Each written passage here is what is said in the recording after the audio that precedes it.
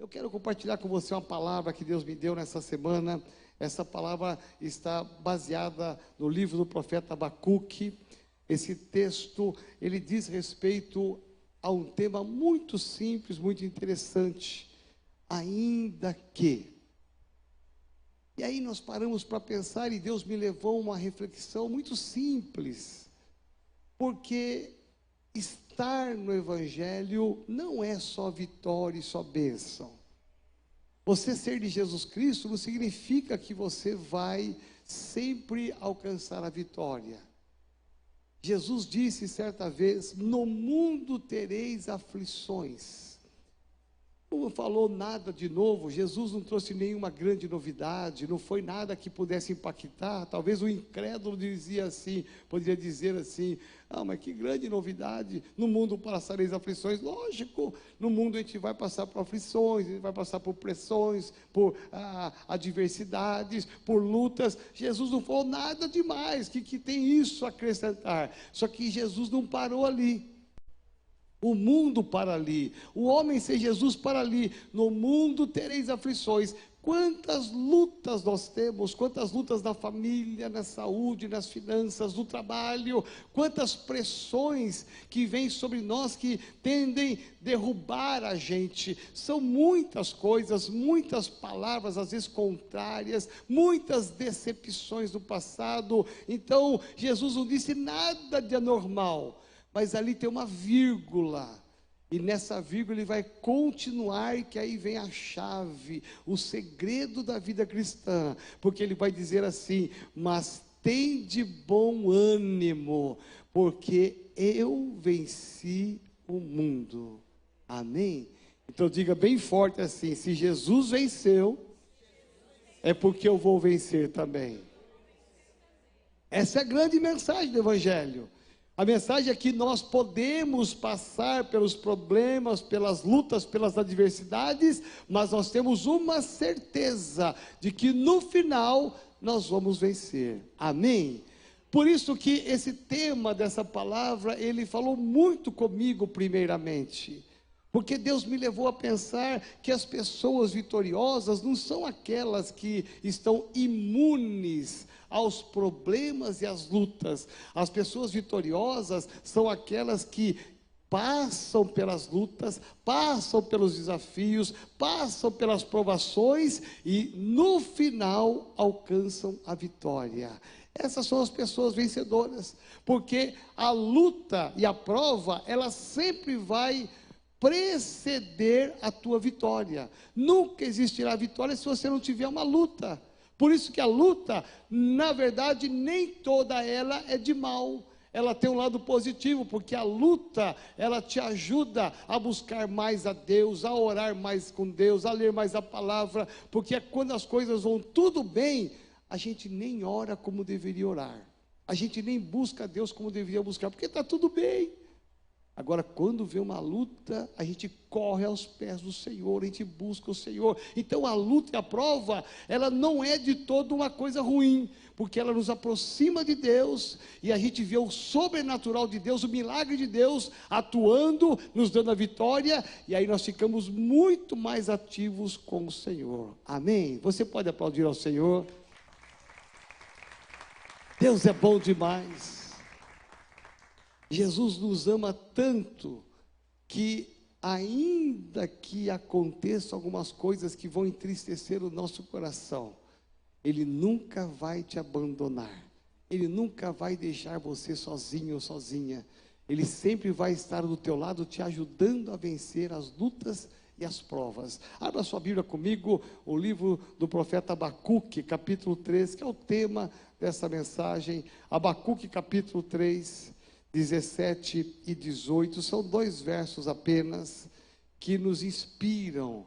A Bíblia Sagrada nos inspira. Olha só o que diz o profeta: ainda, então vamos lá, ainda que a figueira não floresça. Olha as tragédias. Nem haja fruto nas vides, tragédia. Ainda que falhe o produto da oliveira, tragédia. E os campos não produzam mantimento, tragédia. ainda que o rebanho seja exterminado da malhada, e nos currais não haja gado, tragédia.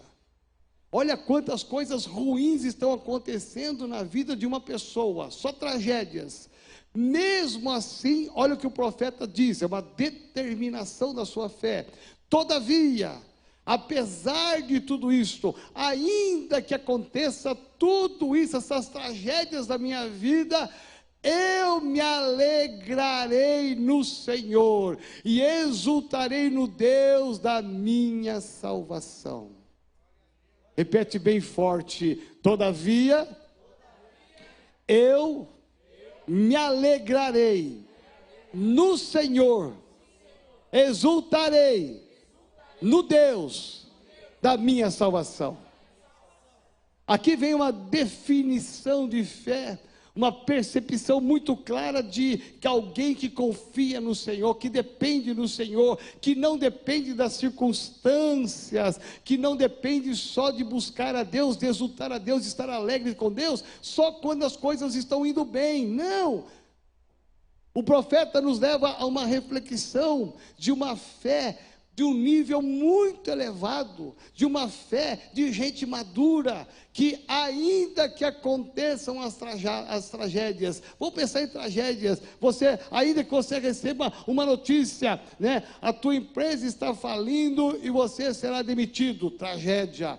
Olha, você vai no médico, o médico dá um diagnóstico ruim, tragédia. Você chega em casa, o teu marido está bravo com você, tua mulher está brava com você, começa a discutir, tragédia. O seu filho está rebelde, querendo ir para caminhos errados, tragédia. Ainda que aconteça tragédias, e você sabe quais são as tragédias que já bateram na sua vida, e ainda que aconteça isso, o Abacuque, o nosso profeta amado, ele vai dizer, ainda que aconteça isto, eu me alegrarei no Senhor e exultarei o Deus da minha salvação.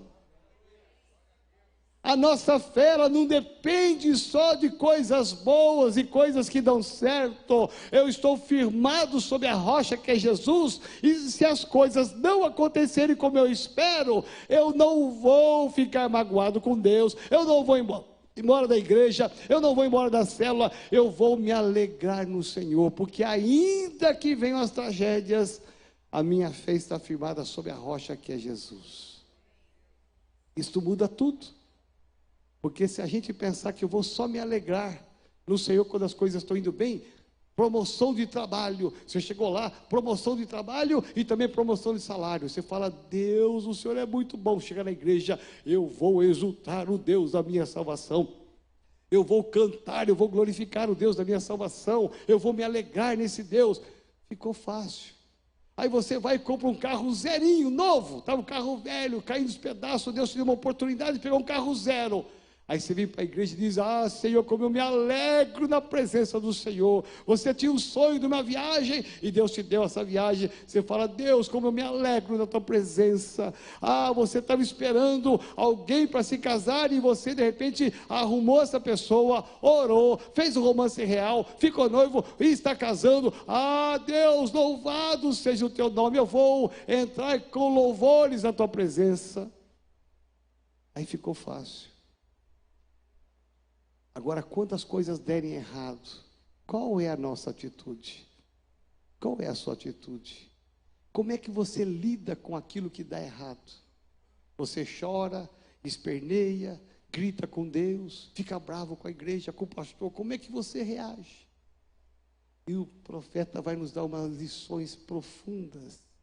Não importa o que aconteça, ainda que dê tudo errado, eu plantei e não colhi.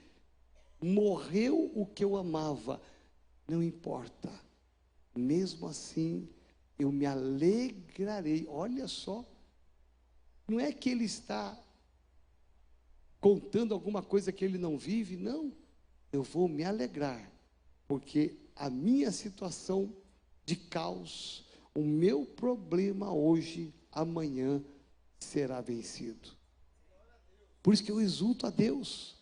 Por isso que eu me alegro com Deus, porque Deus, Ele pode mudar o final da minha história, pode mudar o final da sua história. Por isso que eu posso me alegrar, porque Deus não é um Deus circunstancial de momento, Ele é um Deus eterno. Ele foi ontem, Ele é hoje e será eternamente. E se a minha vida, a sua vida está nas mãos do Senhor Jesus, meu irmão, se alegre em todo o tempo, glorifique a Deus em todo o tempo. Por quê? Eu não estou só alegre como um filho que só se alegra com o pai quando o pai dá presente, quando o pai dá dinheiro. O pai é um cara legal, o pai é gente boa, enquanto o pai está dando presente, enquanto o pai está dando dinheiro, enquanto o pai está dando passeios, está tudo bem. O pai é uma bênção. O dia que o pai diz não, já viu o filho assim, adolescente? Quando o pai fala não, olha a cara que o filho faz. Eu falo de adolescentes que moram em casa, né? Já ficam bravos com o pai. O pai é severo, o pai é pão duro, o pai não quer me abençoar, o pai.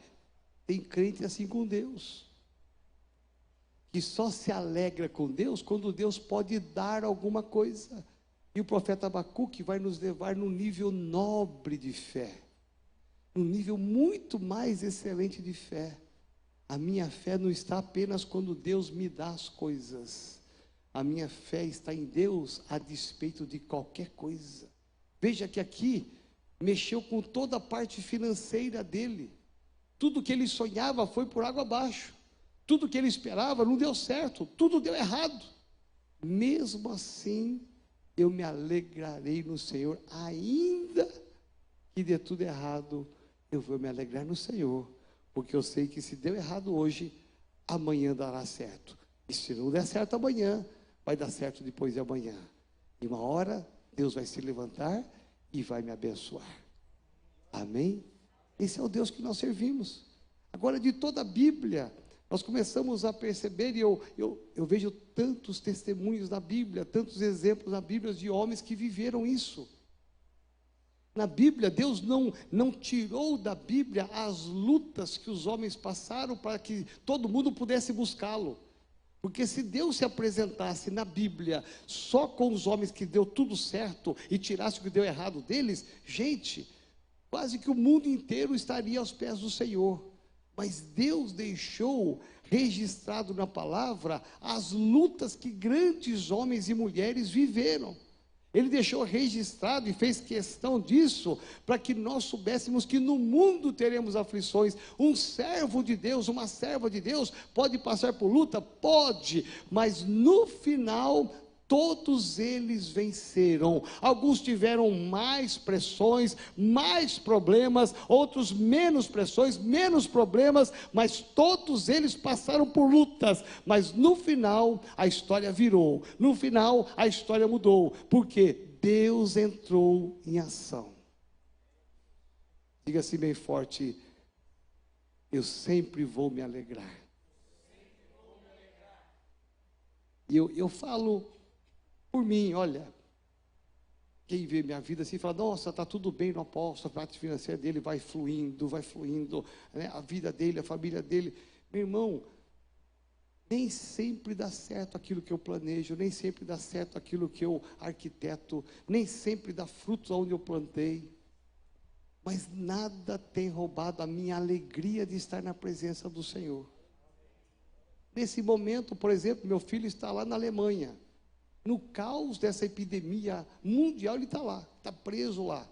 Está tentando amanhã ir para a Irlanda, mas parece que as portas estão se fechando também. Talvez ele fique lá uns 14, 15, um mês lá na Irlanda, preso até liberarem o país, o aeroporto, para ele voltar para o Brasil. Meu irmão, eu vou ficar chorando por causa disso? Percebe? Não é que eu não amo meu filho, eu amo meu filho. Mas eu tenho um Deus que está cuidando dele lá. Eu me alegro em Deus porque Ele não é uma pessoa que está sozinha lá. Ele está guardado pelo sangue do Cordeiro. E não importa se ele quer vir a semana que vem, não importa se der tudo errado, os aeroportos fecharem, os países não deixarem ele voltar, não tem importância. Eu vou adiar, porque a nossa recepção dele aqui, mas daqui a um tempo ele vai voltar. E quando ele voltar, eu vou dizer obrigado, Senhor, porque o Senhor guardou meu filho e ele pôde voltar sem nada para glorificar o teu nome.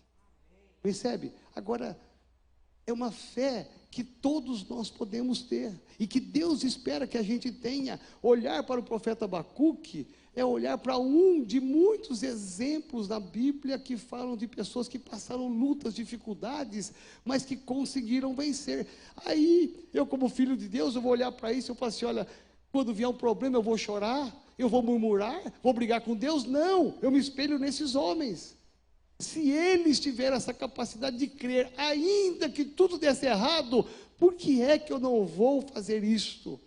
Eu vou porque eu tenho uma convicção que o meu Cristo vive, e Ele está do meu lado, Ele está do seu lado, e na hora certa Ele se levanta, a tua bênção vem, o teu milagre vem, e o sobrenatural vem, para que você se mantenha sempre, em todo tempo, em toda hora, alegre no Senhor.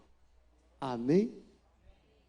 Por isso que eu amo o Evangelho, porque a gente nunca está sozinho. Se eu não tivesse Jesus no meu coração, estaria aqui preocupado, chorando com a minha esposa em casa. Meu Deus, o que vai ser dele? Meu Deus, e agora? Ele pode pegar um trem lá. Meu Deus do céu, vai ficar preso lá. Não tem comida, está tudo fechado. Como é que vai ser ele? Meu Deus, eu podia estar chorando, esperneando, gritando, né? Mas eu não estou assim, sabe por quê? Eu confio no Senhor. Isso faz a diferença. Vai passar por lutas lá? Lógico que vai. Vai passar com fome lá? Vai, porque está acabando a comida lá. Meu irmão, mas nada disso vai impedir que a nossa fé tenha uma manifestação de alegria. Amém? Então descansa no Senhor. E de todos os exemplos da Bíblia que eu vejo, eu podia citar tantos exemplos, mas eu vou citar um aqui que é um clássico da Bíblia, que é um livro que alguns teólogos, alguns biblistas e até algumas igrejas dizem que é um mito, que o que esse homem passou foi tão forte, foi tão cruel, que era impossível de alguém passar. Então tem algumas igrejas, alguns biblistas e pastores que falam, não, esse livro aqui está aqui como histórico, como um conto, mas ele não existiu. Mas eu penso diferente. Eu penso que se Deus permitiu que esse livro, este homem fosse mencionado na Bíblia, é porque ele existiu. Não teria razão de Deus colocar um livro, um personagem na Bíblia que fosse um mito, uma lenda. Deus não precisa disto. Deus colocou aqui a história de um homem que é o homem que mais passou por perdas, por lutas, por aflições, por decepções, que é o nosso querido irmão Jó. Vamos olhar um pouquinho a história dele e refletir um pouquinho sobre esse homem chamado Jó. Olha só o que diz na Bíblia, Jó capítulo 1, versículo 1. Havia um homem na terra de Uz, cujo nome era Jó. Olha a definição desse homem pela Bíblia, pelo autor que escreveu, inspirado pelo Espírito Santo. Esse homem, as pessoas olhavam para ele e falavam, ele tem 4 características. A primeira delas, era um homem reto, homem íntegro, era um homem reto, que temia a Deus, e 4, que se desviava do mal. Olha que homem, esse homem parece que é um homem que tem tudo para ser abençoado como ele era. Esse homem tem tudo para jamais ser provado na sua vida. Mas olha o que diz o versículo 2. Nasceram-lhe 7 filhos e 3 filhas. 10 filhos tem esse homem. Possuía ele 7.000 ovelhas, 3.000 camelos, 500 juntas de bois e 500 jumentas, tendo também muitíssima gente ao seu serviço, muitos funcionários, muitos servos. Esse homem era um grande empreendedor, de modo que este homem era o maior de todos do Oriente. Pausa aqui por um instante. A Bíblia registra e fala da característica desse homem e fala do que ele possuía. O mundo que nós vivemos desde a época de Jó dá valor para as pessoas que têm as coisas. As pessoas são valorizadas pelo que elas têm, pelo que elas possuem. Isto é o mundo secular, pelo carro que você tem, pela casa que você tem, pelo dinheiro que você ganha, por aquilo que você tem aplicado, pela sua roupa. O mundo dá valor para as coisas que você tem. Presta atenção. Quando Deus dá valor para aquilo que você é. Perante Deus, tudo que você tem é bom, é bênção, é bênção. Mas Deus está muito mais preocupado e valorizando você pelo que você é, do que por aquilo que você tem.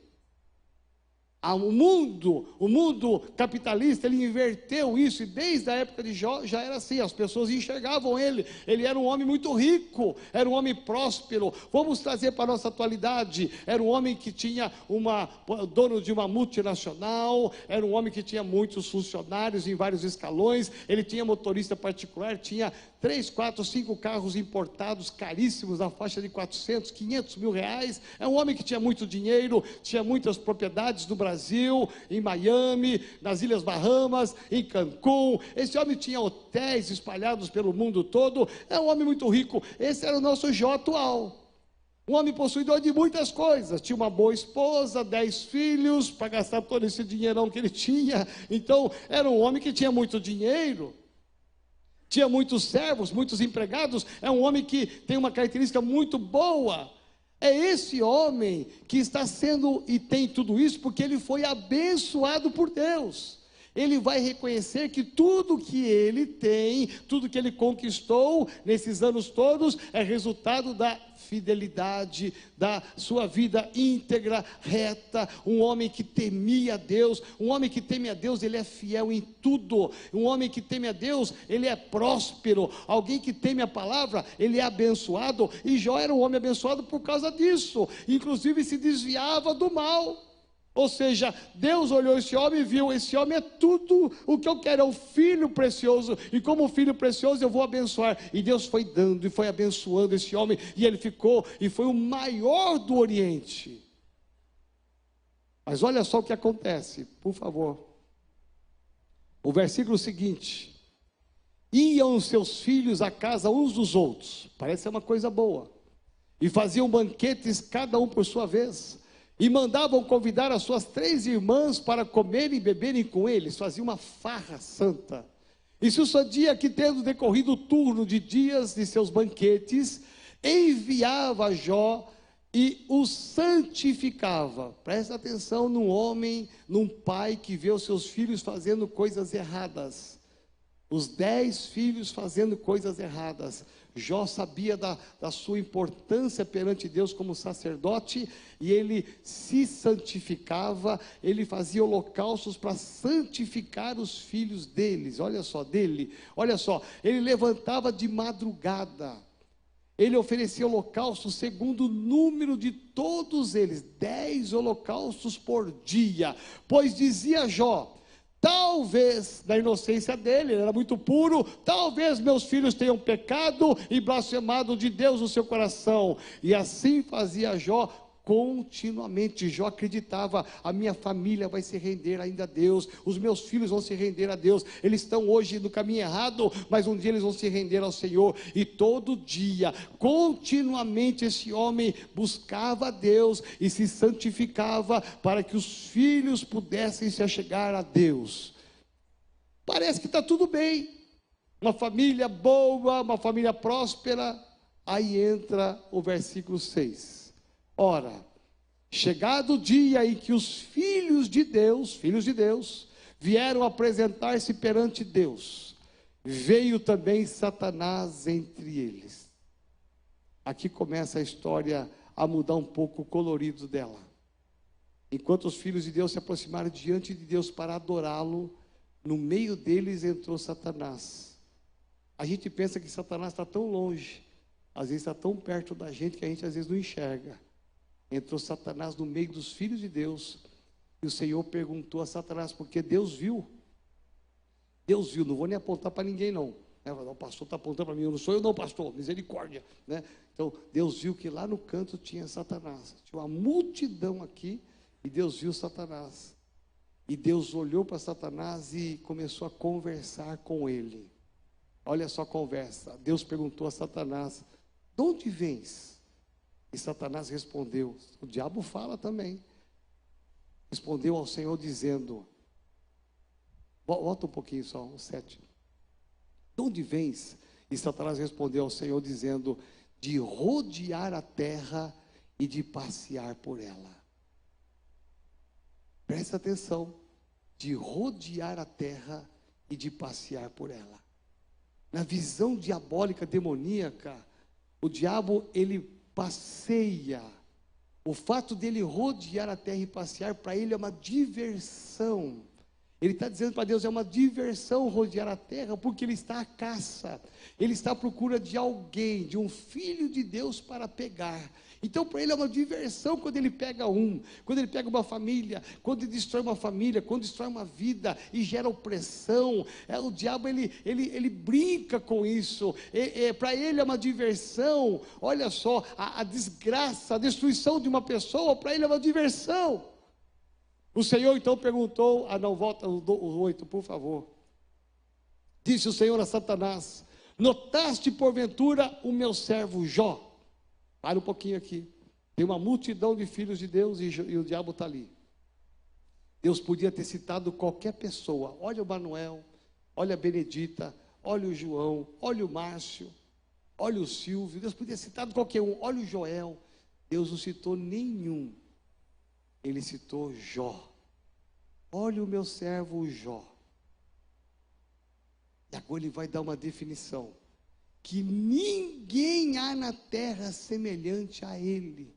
E o próprio Deus vai defini-lo como a Bíblia o define. Ele é um homem íntegro, reto, temente a Deus e que se desvia do mal.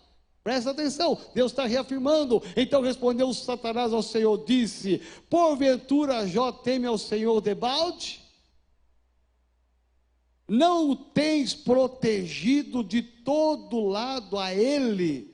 Olha só, o diabo consegue enxergar, Satanás consegue enxergar que de alguma maneira tudo que vem e está na vida dele é porque Deus está presente. O diabo reconhece, não tens o Senhor protegido de todo lado a ele. É Deus que protege o bem dele, é Deus que protege as propriedades, é Deus que protege a saúde, é Deus que protege a família. O diabo reconhece isso, e a sua casa e tudo quanto ele tem, os seus bens, as suas fazendas, os seus camelos, as suas ovelhas, é tudo que ele tem, é porque o Senhor está dando. O Senhor tem abençoado a obra das mãos desse homem, e os seus bens se multiplicam na terra. Até o inferno reconhece que a bênção vem de Deus. Mas estende agora, olha a colocação do diabo, estende agora a tua mão e toca-lhe em tudo que tem, e ele blasfemará de ti na tua face. Enquanto Deus tinha convicção de que Jó era um filho amado, bendito, o diabo tinha dúvida, colocou dúvida no coração de Deus. Tira dele. Ele só está alegre na sua presença, ele só está na tua presença, ele só vai, vamos atualizar essa mensagem, ele só vai na igreja, ele só vai na célula, ele só vem trazer o dízimo, ele só traz oferta, sabe por quê? Porque o Senhor está prosperando ele. O Senhor está dando tudo para ele, o Senhor está protegendo a casa dele, a família dele, a saúde dele, os bens dele, tudo que o Senhor colocar nas mãos dele prospera, multiplica, aí ficou fácil. Por isso que ele te adora não pelo que o Senhor é, ele te adora pelo que o Senhor tem dado para ele. Tira dele para o Senhor ver se ele não vai blasfemar contra o Senhor. Olha o que o diabo coloca diante de Deus. Ao que disse o Senhor a Satanás, eis que tudo o que ele tem está no teu poder. Deus colocou aqui à prova o diabo. Tudo que ele tem, tudo que eu dei para ele, a saúde, os bens, tudo que ele tem, está no teu poder, Satanás. E disse para ele ainda mais, somente contra ele não estendas a tua mão, não tire a vida dele, em outra palavra. E Satanás saiu da presença do Senhor. Vamos parar para pensar aqui um pouquinho. Essa fé é uma fé muito nobre, de homens e mulheres que confiam no Deus que servem. Deus falou, Jó, mas poderia ter falado: o seu nome, eu creio, o seu nome ali, aonde tivéssemos todos nós nos apresentando diante de Deus, e Satanás ali no meio, e o diabo falasse assim, falasse o seu nome. Sabe por que ele está aqui na igreja? Sabe por que ele te busca? Sabe por que ele te louva? Sabe por que ele está no ministério? Sabe por que ele dizima, oferta? Sabe por que ele vem na tua casa todo dia? Porque o Senhor deu tudo para ele. Tira dele. Deixa vir a tragédia, que ele vai virar as costas e vai blasfemar contra o Senhor. É isso que o diabo faz ainda hoje, não só na época de Jó. E aí quando o diabo sai, os filhos de Deus foram embora, e aí começa o mundo espiritual a acontecer. Vamos na sequência desse texto. Certo dia, certo dia, quando seus filhos e suas filhas comiam e bebiam vinho em casa do irmão mais velho, veio um mensageiro a Jó. Ele disse: os bois lavravam e as juntas passeavam junto com ele, e deram sobre eles os sabeus, e os tomaram, mataram os moços ao fio da espada, e só eu escapei para trazer essa nova. Ou seja, a primeira tragédia que vem na vida de Jó, a notícia que chega, não é uma notícia boa. Ele estava há pouco tempo atrás na presença de Deus. Aí quando o diabo vai embora, o diabo agora se arma contra Jó e vai fazer com que venham as tragédias na vida dele, e Deus vai permitir que venham as tragédias, porque Deus conhece Jó. Muitas tragédias Deus permite que venha na sua vida, porque Ele te conhece, Ele sabe que você vai aguentar, que você vai resistir, que você vai suportar, e que você vai vencer no final. Então Deus sabia quem era Jó, então Deus disse: pode tentar a vida dele, pode tirar tudo que é dele, porque eu conheço Jó. E não teve dúvida, Satanás: o senhor pensa assim? Então vamos lá. E aí lá se vão o roubo dos animais, matam uma parte dos seus servos, e chegam lá correndo, cansado, esbaforido: Jó, você não sabe da maior, e conta uma tragédia. Quando ele está terminando de contar uma tragédia, olha o que acontece. Enquanto esse ainda falava, veio outro e disse: fogo de Deus caiu do céu e queimou as suas ovelhas e os moços e os consumiu, e só eu escapei para trazer-te essa nota. A segunda tragédia agora é anunciada. Jó mal conseguiu digerir a primeira tragédia, e pensando nos prejuízos que ele tinha tomado, nas mortes que ele tinha visto dos seus servos, aí chega um outro e conta uma segunda tragédia. Mal acabou de falar o segundo, veio o terceiro. Enquanto este ainda falava, veio outro e disse: os caldeus, dividindo-se em 3 bandos, deram sobre os camelos e os tomaram, e mataram os moços ao fio da espada, e só eu escapei para trazer essa nota. Lá se vão os bens, as ovelhas, e agora os camelos. Mal acabou de falar esse, veio o quarto. Enquanto esse ainda falava, veio outro e disse: teus filhos. Não há nada mais desse mundo que a gente ame do que os filhos, sim ou não? A gente às vezes deixa de ter as coisas para a gente, para dar para os filhos, não é?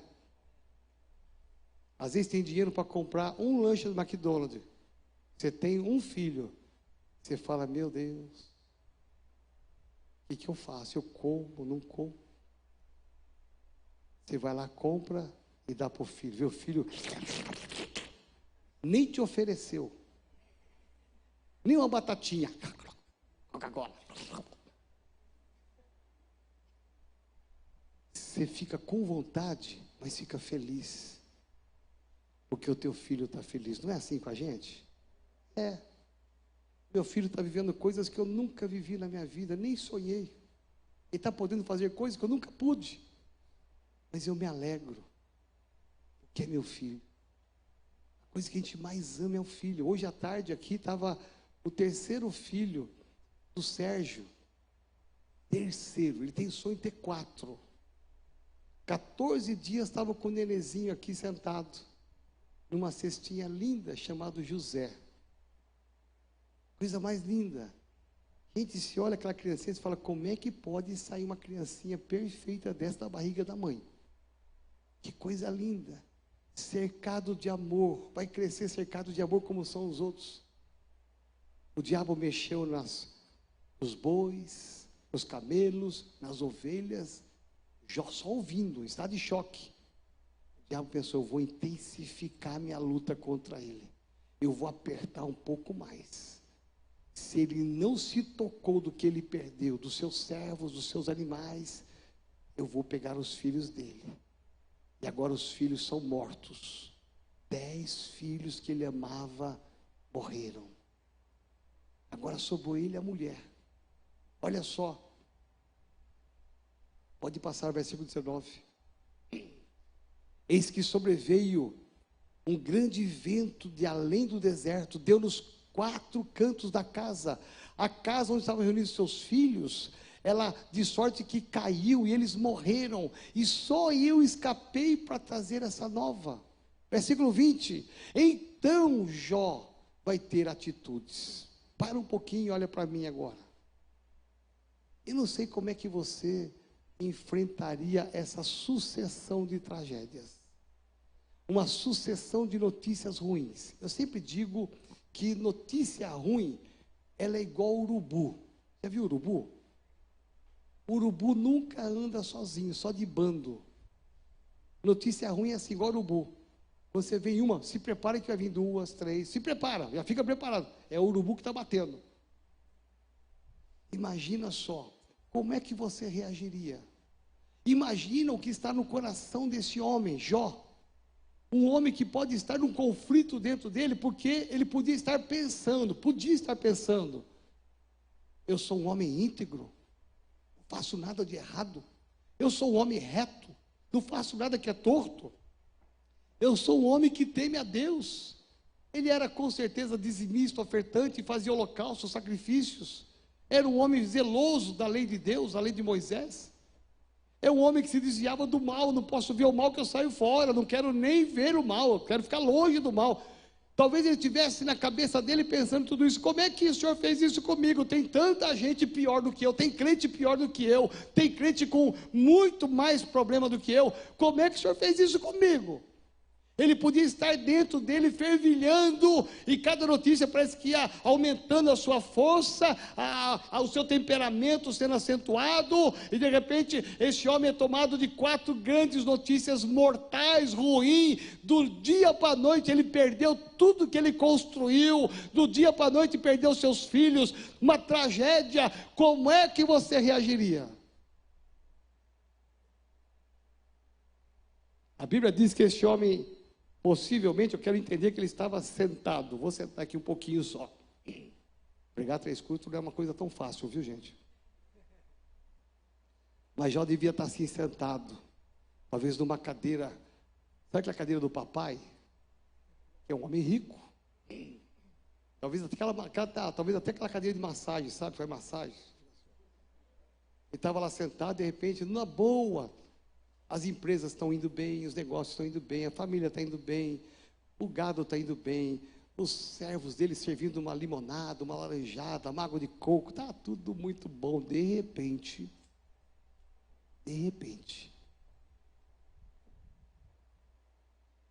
vem a primeira tragédia. Ele está sentado. A segunda tragédia, ele nem conseguiu entender direito a primeira, já veio a segunda. Mal entendeu a segunda, falou, não é possível. Aí vem a terceira, mal entendeu a terceira, vem a quarta. Quando vem a quarta, os 4 servos que trouxeram as notícias, a esposa dele devia estar ali, porque ele devia ter chamado, mulher, vem cá ouvir, mulher. Eles estavam ali em 6, no máximo, naquela hora, na varanda daquela casa chique. De repente, as pessoas pensando, como é que ele vai reagir? Qual vai ser a reação dele? Você sabia que as pessoas esperam da gente uma reação explosiva? Reação de explosão? Perdeu o emprego. Você está demitido, pode ir embora agora. Porcaria, eu sabia. Como é que você reage de uma notícia ruim? Fica bravo com Deus, fica bravo com os irmãos. fica bravo com você mesmo, sai chutando a cadeira, não volto mais. Como é que você reage diante das tragédias? Jó vai nos ensinar que ainda que venham as tragédias na nossa vida, nós podemos ter atitudes honrosas. A primeira atitude que ele tem é que ele se levanta. Meu irmão, eu imagino que a mulher dele que estava calada, os 4 mensageiros e os poucos servos que sobraram estavam assim: agora ele vai ficar bravo. Ele não falou nada, agora ele vai gritar, agora ele vai dar um murro na parede, agora ele vai xingar Deus, ele vai blasfemar contra Deus, alguma coisa ele vai fazer. Eles esperavam uma reação, porque ele só ouviu, ficou calado. Ele se levanta, não fala nada. Ele fica em pé, não fala nada. Todos os olhos, os holofotes daquele cenário acesos para ele, nada, nenhuma voz, nada, nenhum semblante diferente. Ele está passivo, mas ele fica em pé. Sabe por que ele fica em pé? Porque diante das tragédias nós não podemos ficar sentados. O que o diabo quer é te trazer notícias que você fique sentado em cima do problema, sentado em cima da preocupação. Estar sentado significa estar passivo. Você estar passivo, neutralizado, sem forças para fazer qualquer coisa, para reagir. Quando ele se levanta e está dizendo: eu tenho problema sim, eu recebi notícia ruim sim, mas eu vou reagir, eu vou me levantar. Ele não fala nada, mas a postura dele física já fala que ele vai reagir. Vai reagir como? Todos esperávamos, e até nós esperávamos, até eu quando leio a Bíblia eu espero: esse homem vai dar um grito. Esse homem vai olhar para a mulher: mulher, e agora, mulher? Perdemos tudo, o que vai ser da gente? Mulher, perdemos nossos filhos, o que vai ser da gente, mulher? E agora? Talvez até eu esperasse isso dele, mas ele se levanta, nenhuma voz, nenhuma palavra é ouvida. Este homem, diz a Bíblia, que ele se levanta. Em segundo lugar, ele rasga o seu manto, ele pega o seu manto e eu só não vou rasgar essa blusa aqui, essa camisa, porque eu paguei uma nota dela. Senão ia rasgá-la aqui, ó, porque eu imagino a cena, é uma cena de violência. Ele não pegou a blusinha e fez assim, ó. Não, 4 notícias dessas, ele perdeu tudo da hora para outra. Ele rasga aquilo com violência, e ele raspa a sua cabeça, porque naquela época o homem que não tinha cabelo não era honrado, o homem que não tinha barba não era honrado. Então era um homem que tinha um cabelo grande, uma barba grande, porque ele era honrado. Então quando alguém rapava o cabelo, é porque ele está dizendo: eu abro mão da minha honra, de tudo que eu sou, eu abro mão. Meu irmão, eu só não trouxe uma maquininha de cortar cabelo igual o pastor Alex tem, para cortar cabelo. Sabe por quê? Porque eu paguei uma nota nesse cabelo. Eu não vou ser doido de cortar isso agora. Mas ele não teve dúvida. Eu vou jogar fora a minha honra, para que a honra de Deus prevaleça na minha vida. Aquele homem tem a 4ª atitude, ele não fala nada, ele só faz. As pessoas olhando, ele se levantou, vai gritar. Ele rasgou a sua veste, agora ele vai gritar, não gritou. Ele cortou o cabelo, agora está nervoso, agora não é nervoso, sai de perto, agora ele vai explodir, sai de perto. Ele vai dar um soco em alguém aqui agora, ele vai voar na parede, sai de perto, ele está violento. Meu irmão, quando todo mundo pensa que ele vai fazer uma aberração, esse homem se joga no chão e se ajoelha, se prostra, e aí sim, ele vai simplesmente adorar ao Senhor.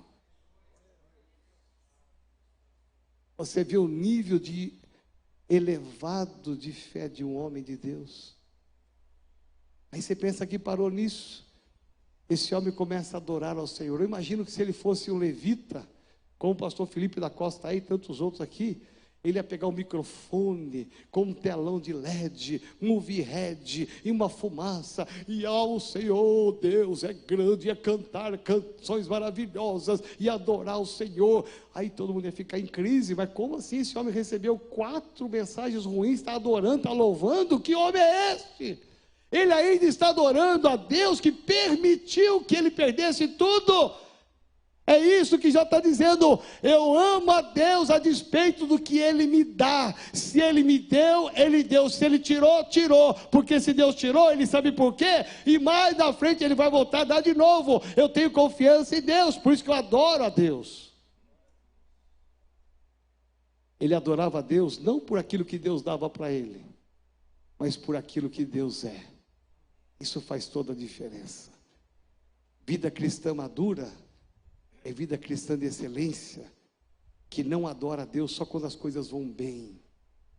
Quando as coisas vão tudo bem, está tudo ótimo. Como diz uma canção muito antiga, né? Com Cristo no barco vai tudo bem. Mas quando as ondas se levantam, como é que você lida com isso? Jó nos ensina lições preciosas. Eu amo esse texto. Aí você vai pensar, acabou por aí? Não, não acabou por aí não. A história continua do capítulo 1 até o capítulo 41, vai sofrer tragédias.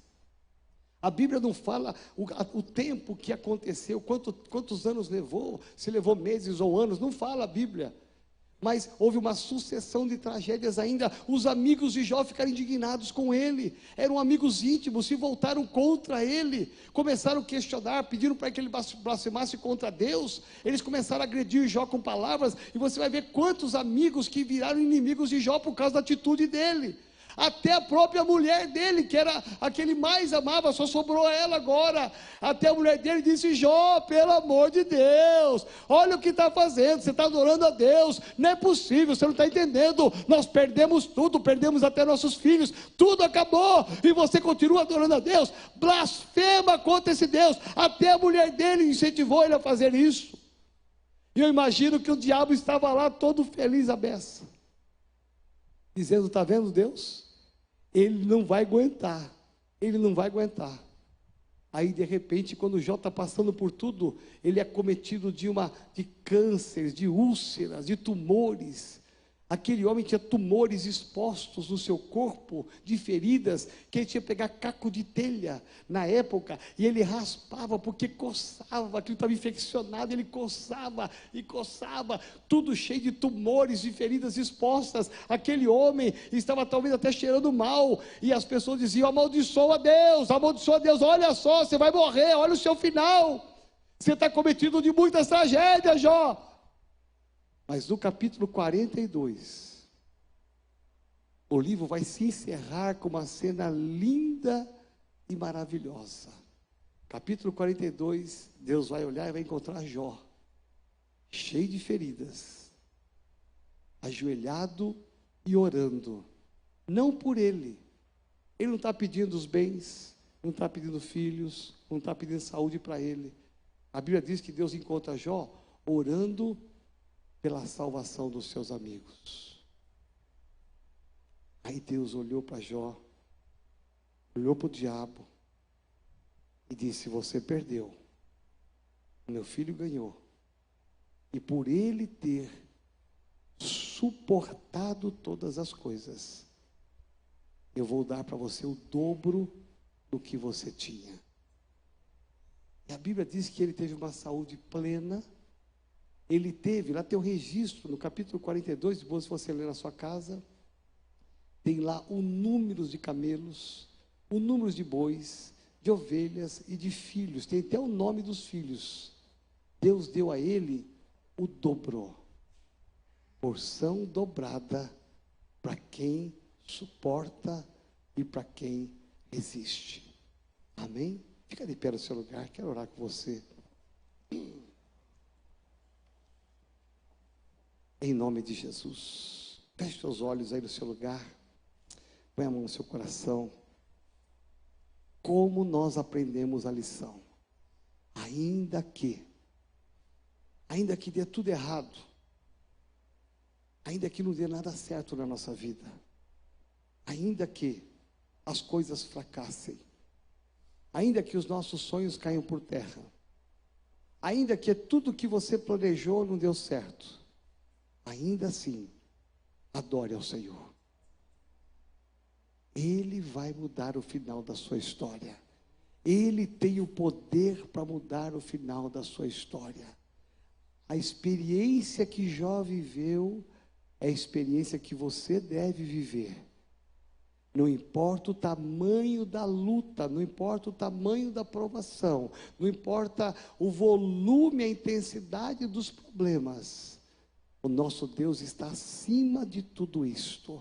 O nosso Deus tem o poder para te libertar, para trazer uma cura, para trazer um sobrenatural financeiro, para trazer paz na tua casa. O nosso Deus, Ele pode mudar o final da sua história, como mudou o final da história de Jó. Amém? Então feche os olhos, com a mão no coração. O Salmo 23, verso 4, o salmista Davi vai dizer assim: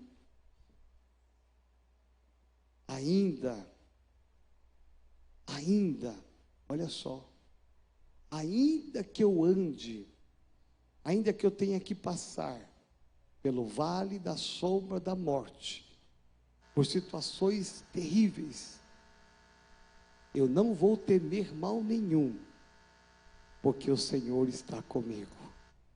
O segredo de Jó é o segredo do salmista Davi, a certeza de que não está sozinho, que o Senhor está com ele. O Senhor está contigo. Por isso, nessa noite, essa palavra, ela impactou a minha vida, ela mudou a minha vida, ela tem sido um referencial na minha vida.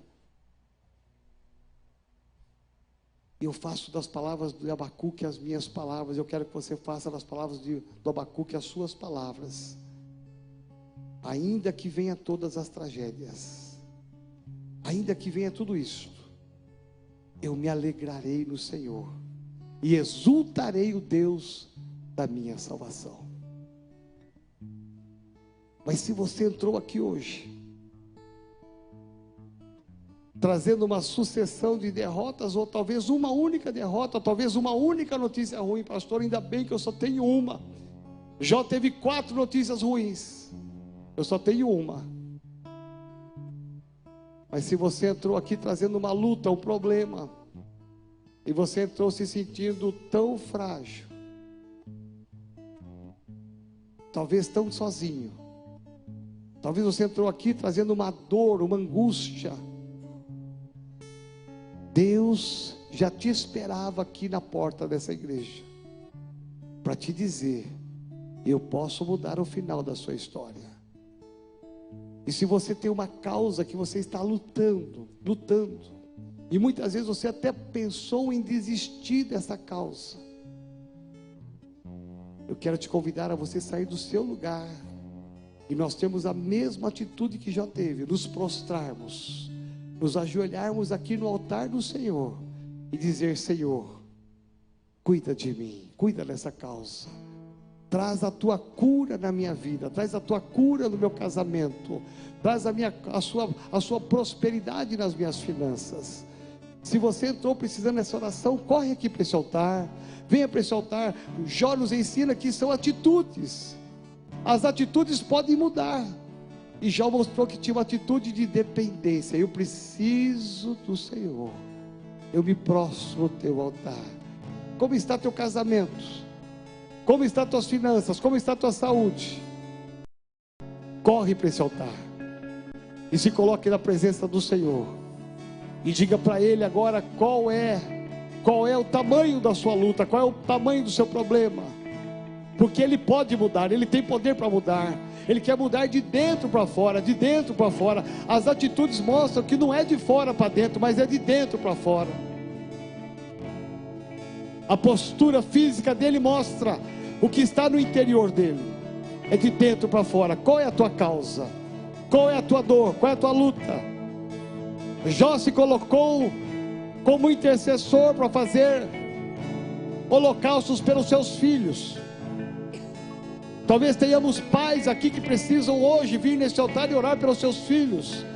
Talvez você vir nesse altar e orar pelos seus familiares, se colocar na brecha em favor deles. Aqui é a hora de você dizer: Senhor, me ajuda a minha família, ajuda a minha casa, porque às vezes os ventos estão batendo. Eu quero chamar os pastores, nós vamos orar com vocês agora e por vocês, e liberar uma palavra de vitória, uma palavra de bênção, sobre a sua vida, sobre a sua casa, em nome de Jesus.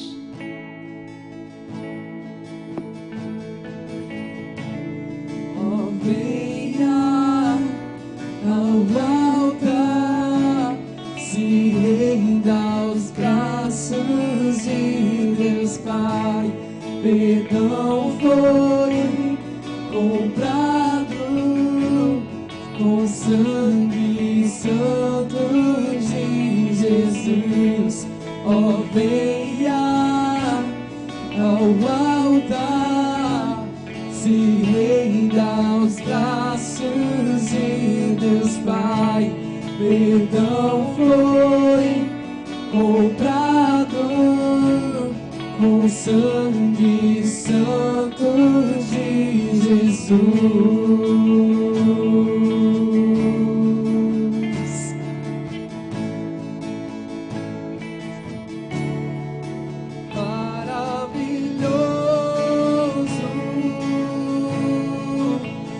Nosso Salvador, cante aleluia, Cristo vive. Todos se curvam, porque Ele é o Senhor.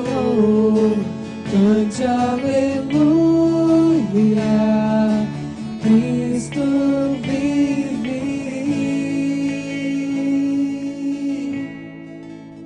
Vem, Senhor Jesus, sobre cada um de nós nesta noite.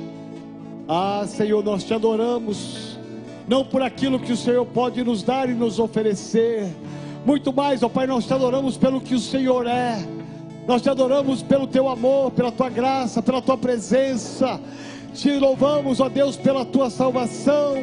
Te louvamos, Senhor Jesus, porque o Senhor é Deus de cuidado.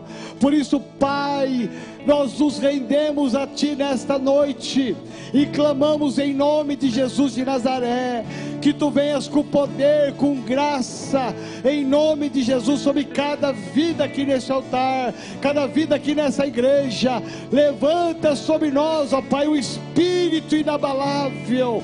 Levanta sobre nós uma fé determinada, que ainda que venham tragédias, ainda que venham as lutas, nós estaremos te adorando, nós estaremos te buscando e te adorando. Ah, Senhor Jesus, pega na mão direita desse homem, dessa mulher.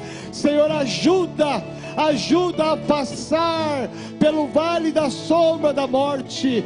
Traz vitória como houve vitória sobre Jó.